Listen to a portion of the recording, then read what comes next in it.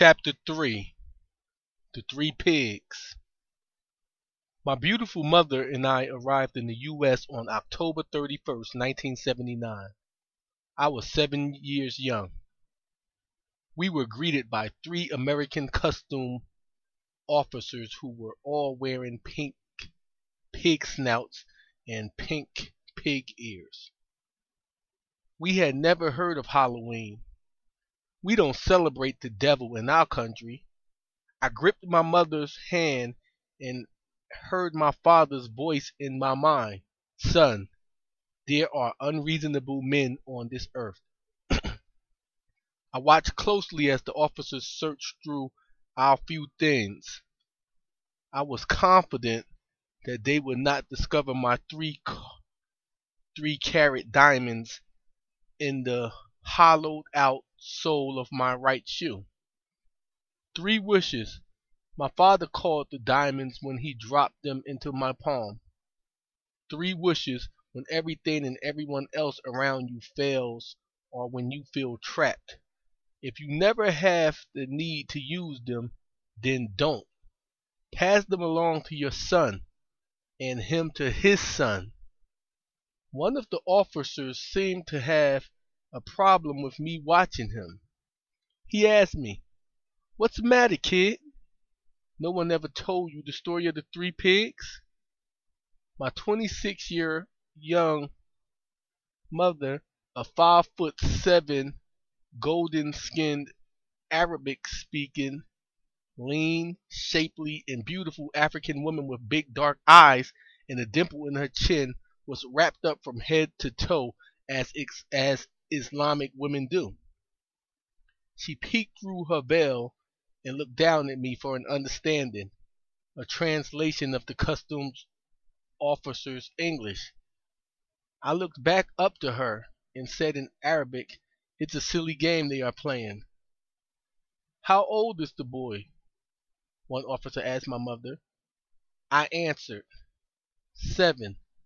The 3 of them shot looks at each other and snickered. "Hey, Johnny, have you ever seen a 7-year-old kid this size in your son's 2nd grade class? What the hell were they feeding you?" he asked, looking towards me with coffee-stained teeth and a crooked smile. I didn't say nothing in response to his stupid comments. I was more than half of his short size. I figured that was his problem. "Remove the veil and headscarf," the American custom officer demanded. This order was considered an offense and insulted to us. This order was considered an offense and insult to us. Where we come from, a woman is never asked to reveal herself in the presence of any man who is not her father, husband, brother, or son. I looked at their weapons hanging on their hips. One officer's eyes followed mine as I checked out the mirrors in the corners of the ceiling. The cameras aimed down at us, so I translated to my mother. She removed her hijab and niqab. Let's see if they got a pronunciation for this. Let's see if I could find a definition for this. You normally have to scroll. That's like a highlight for the definition. No dictionary result. Okay, so I'm not going to get that one. But I'll highlight it because I'll look it up later when I'm off the microphone. She removed her hijab and niqab very reluctantly, hearing the authority in the tone of their foreign voices and feeling the threat of the moment. The custom men watched every move of her hands, scanning and admiring the unfamiliar and beautiful drawn henna designs she wore on each of her fingers and on the palms of her hands. Her thick, long, and pretty brown hair, now uncovered, dropped down to her back. Immediately, they reacted to her revealed beauty with gasps, long, lusty stares, and 3 dirty smirks. She kept her gaze on the floor and asked me in Arabic, if they were finished. I asked them in English, "Are you finished?" Still smiling, one of the officers nodded. The other waved his hand and said, "Yeah, head to the next line over there." I checked them watching her so closely as she wrapped back into her job and back into her hijab and reattached her niqab to cover her face, all but her eyes. We walked away. I heard one of them say to the other, "Wow, I'd like to get my hands on something exotic like that." They laughed. The other officer said, "Funny, I wasn't thinking about my fucking hands, man." I thought to myself, first thing, I'm getting a gun. Okay. I think I'm going to move on to chapter 4 because that was such a short chapter. And I got how much time on the clock? 23 minutes. So I'm going to try to kill chapter 4. Let's go. Let's get it. Alright, chapter 4. Daquan. There was nothing wrong with the building, the block, or the sky above. It was the motherfuckers living in there who had to be closely watched. When we moved in, the first thing on me that got attacked was my clothes. An older guy named Daquan, who seemed to be in charge of the bench outside of the building door, called me over to his office. I had to walk by the bench to get off the block anyway. I was 7. This cat was about 16. Instead of gold fronts, Daquan had 2 sterling silver teeth. I saw him rocking his clothes with the price tags still hanging on him, dangling from his fitted hat, or hanging from his kicks, or plastered across his pants pocket. Most of his shit was labeled Polo, Ralph Lauren, or Nike. His kicks kept changing up daily. "You can't come outside like that no more. You're fucking up the whole look of the building," he told me with a screw face. I just stood there looking back at him for some seconds. I was just learning how to translate the black version of English in their slang. "What is it that you are talking about?" I asked him. Immediately, he started laughing at my accent, my way of talking. "All this shit got to go," he said, using his Dutch to point out everything I was wearing, from the kufi on my head down to my shoes. "Around here, we wear fitted. Put a brim on your hat, my man, and throw them joints in the trash right now. You're insulting me," he said, looking down at my feet. He got off his bench and pulled the metal trash can, which was chained to the bottom of his bench, closer to me. I didn't move. He tried to grab my shoes right off my feet. I jumped back and pulled out my knife. He laughed and said, "What the fuck you gonna do with that?" I walked away, past him in the bench and off the block to do what I was doing. The next day he was on the bench with 2 other boys when I came walking by. "Lil man, let me build with you for a minute," he said. I had no choice but to pass by him. "I'm a big man, so I won't fight you.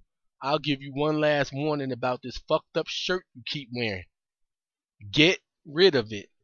If you need work, I'll put you on. But if you come outside one more time with this fucked up fashion, I'm gonna put my young brother Deshaun on your ass. No knives, just a fair one, fist to fist, every day until you get it right." His brother Deshaun had on Levi jeans, no shirt, and the matching jean jacket with some new kicks. He grimaced at me, something I guess his brother taught him to do. I looked straight back at him. "I got 5 brothers. Deshaun here is 9. Deron is 10. You can take your pick. I'll bring them all downstairs and line them up for you. But every day you're going to have to fight one of them either way." I could tell he couldn't tell, or maybe he didn't care, that I was only 7. "We can fight," I answered him with no emotion. He tried to stay straight-faced, but I could tell he was surprised. I fought one of his brothers every day for 2 weeks. Whoever was on the block at the time took it as entertainment, but Daquan could see that I took it seriously. Slowly, he learned to show me a little respect. Everybody noticed how I never tried to duck out the side or the back of the building. I showed up ready, with no fear. I fought the 9-year-old for the first few days. Everybody could see I had more skill. He would start out strong in the beginning, but couldn't make it through to the finish. But Daquan would have him right out there the next day to try again. Next, I took on Duran, the 10-year-old, who had more weight than me, but my father once taught me a way to fight someone who is bigger and stronger. While we was battling,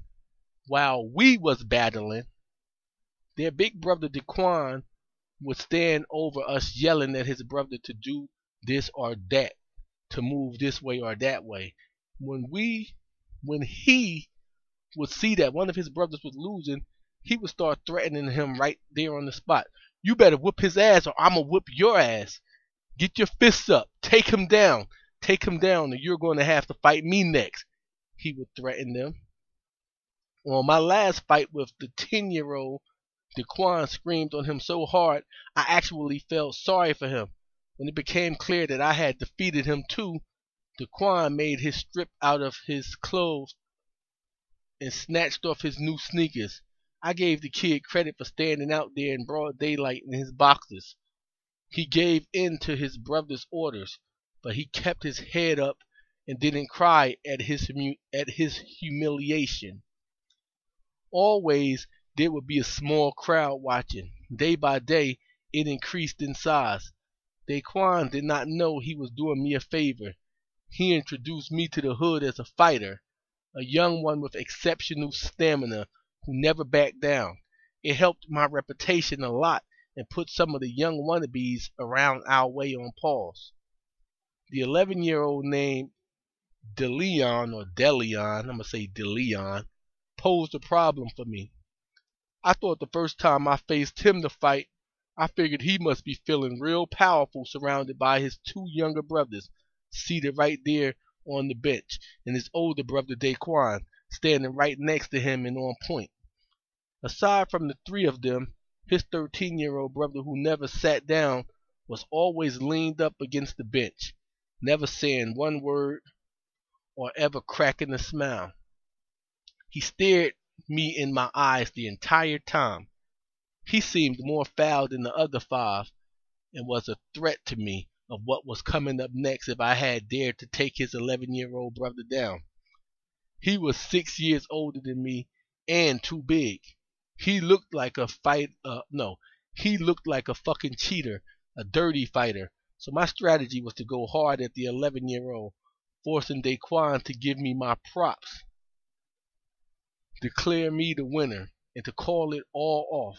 Instead of getting right down to it, we walked around in circles. First, staring each other down. He was slightly taller than me.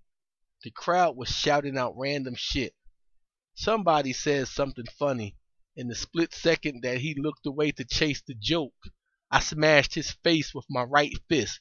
His nose started bleeding. He was in the fighting stance now, looking angry and determined. Still, he was making the mistake of having his eyes in the wrong place, watching his blood drop splatter in small circles on the cement. Keep your eyes on his fist, Daquan yelled at him. The kid got amped up and took a swing at me. I ducked. He missed. I landed a big bare fist punch in his stomach, and he doubled over. Stand the fuck up, Daquan yelled. I gave him time to straighten up before I punched him in his face again. His eyes turned red and mucus gushed out of one nostril, mixing with his blood. Suddenly his chest started heaving. Tears started to form in his eyes. His two younger brothers were on their feet now, trying to stop the fight. Daquan pushed them both out of the way, leaned over, and started screaming face to face on his 11-year-old brother. Oh, you gonna stand there and catch a fucking asthma attack because you losing the fight? That shit ain't gonna help you win.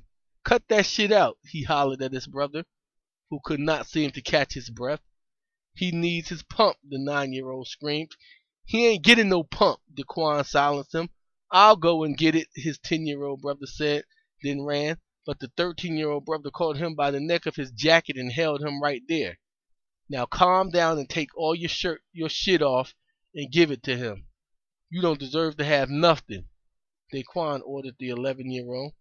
The boy breathing got worse. His fingers fiddled nervously with his belt. I don't want them, I said. Those are his clothes. He can keep them. I walked away.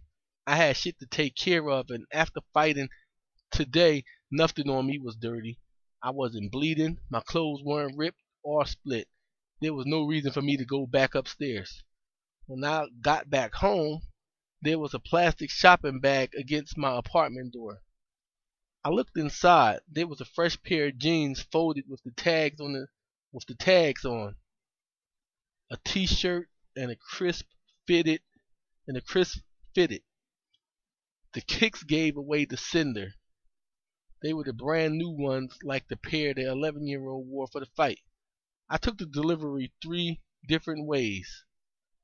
One was that Daquan wanted me to know he didn't have no problems finding out where my apartment was and who my family was, and he would come up to our place whether I was at home or not.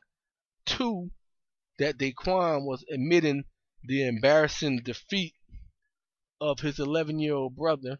3, that maybe the 13-year-old didn't want to fight me next. I took the shopping bag as a message to me. Half threat, half reward. I thought about it for 2 seconds, grabbed the bag, and shot down the stairs to Daquan's apartment. I wanted him to understand that I knew he was watching me, but I was watching him too.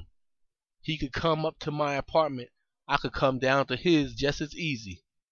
Before I could bang on the door, Daquan pulled it open. He had on new jeans and sneakers as usual, but this time he wasn't wearing a shirt, and his 9mm was gleaming, tucked at his waist. What do you want? Daquan asked. I handed him back his shopping bag, but couldn't take my gaze off of his gun. One of those, I answered, with the nod towards his piece. Daquan smiled. Come on in, kid, he said. All 5 of Daquan's brothers were in one back room. There was Deshaun, Deron, DeLeon, and the 13-year-old. I didn't know his name. This was my first time seeing the 15-year-old, who was almost as tall as Daquan. I found out his name was Demon. Each of them was sitting on one of 2 beds. Only the 11-year-old with the asthma was sitting on top of his hands and had his head hanging down. Get your fucking head up, Daquan barked on him, and keep it the fuck up, he added. Meanwhile, the 13-year-old, still standing, stared me down with hatred. I was wrong for thinking that he didn't want to fight me next. Even though he was almost twice my age, he looked like he wanted a crack at crashing my skull. Deshaun, the 10-year-old brother, turned away when he noticed it was me and looked out the window instead. Look this man in his eyes, Daquan bossed him. Now all 6 of them were staring, focused on me. Daquan had a wall no one could see because from the ceiling to the floor it was covered by crisp sneakers, boxes of all kinds. They were perfectly stacked like in a small store. Damon, give me box number 77, he told his 15-year-old brother. The brother hesitated at first, then he sped up and pulled the box out for him. Daquan took the box from his brother and told me to follow him down the hall. In the dark corridor of their apartment, Daquan squatted down to speak confidentially. He opened the top of the sneaker box, revealing 2 guns, sparkling on top of white tissue paper. I could see one was a .22, the other was a 9. Alright, little man, from now on, you're going to work for me, he said. But I cut him off. No, When I saw the anger moving into his face, I corrected myself. "No thanks," I said. "How much is it?" "These cannons are big boys' toys," he said, raising up from his squat like he was reluctant on now refusing to sell it to me. I waited silently for him to quote the price. He's a businessman, I thought to myself. If he was any good at it, it was his job to move his product. He felt my point. "It's $350 for the 9, $200 for the 22. Bullets included," he told me, cool and confident that he had outpriced me and trapped me in his employ. I put my hand in my pockets and peeled off $550. "I'll take both of them," I said, pointing towards the weapons. For the first time ever, I saw him actually hesitate. His eyes stayed on my small money stack. "Alright, little man, but you're gonna have to learn to work with other people for real. I can sell you the pieces that I want." Hold up. "Alright, little man, but you're gonna have to learn to work with other people for real. I can sell you the pieces. That's what I do. But I cannot let you walk around in those fucked up clothes. I'll sell to you if you change into the clothes in this shopping bag. It's a compromise," he said, staring at me in the form of a threat. I looked at him and thought to myself, this fashion shit must be their American religion. Then I thought again, protecting my mother, Uma, is my religion. So I accepted. Deal. He took the money, I took the bag in the sneaker box and started to leave. "Show and prove," Daquan demanded, but I didn't understand. "Put him on now," he ordered. He seemed used to giving orders and having them followed. And let me tell you this, little man, this is Brooklyn. No matter if it turns 200 degrees in the summertime, we don't rock sandals. No man's sandals. You got it?" he said. "If I ever see you wearing them sandals again, you're finished." He threatened with his most serious tone yet and pointed his trigger finger to the head. That was my official introduction to NYC. That's how I came up on my first 2 guns.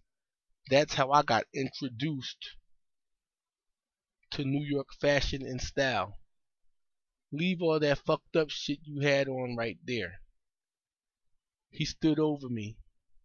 I laid my kufi, my linen pants, my white silk Islamic shirt, and my sandals to rest. These were all high quality, respectable clothes made of the finest material. Where I am from, jeans are considered casual clothes used when laboring, doing construction, working on the land, repairing the house, or maintaining the vehicles. But in Brooklyn, my African dress clothes made me a target, and I was prepared to turn my situation around and do what I needed to do to protect my family. I never rocked another pair of sandals. Word of mouth in Brooklyn was as powerful as the call to prayer back home. Let me read that again, because I ain't understand it. Word of mouth in Brooklyn was as powerful as the call to prayer back home. Okay. Word of mouth in Brooklyn was even more influential than the talking drum beat in my southern grandfather's village. So in less than 24 hours, the whole building knew I, the young fearless one, was packing. Okay. Word to mouth. Alright. A few days after I copped, I saw my old sandals dangling from the telephone wires that ran from pole to pole, way up high throughout the hood. I didn't flinch. It was a symbol, a reminder to me of where I was and who I had to be to hold my position. Okay, I'm gonna go into the Lost Boys on my next audio. By the way, I'm from Brooklyn, and I do remember the shoes being thrown over the line on the poles, and they used to have the little things that you used to play with called the kabangers or something, with the two balls, and you make them clock up against each other. They used to have them on the poles too, hanging across the wire with the sneakers. Every now and then you will see them there for a matter of time, and then somebody come pull it down. I don't know, a city worker or whatever. Who knows who pulled them down? But that was a thing of the past. Alright, I'm gonna close it out. Peace.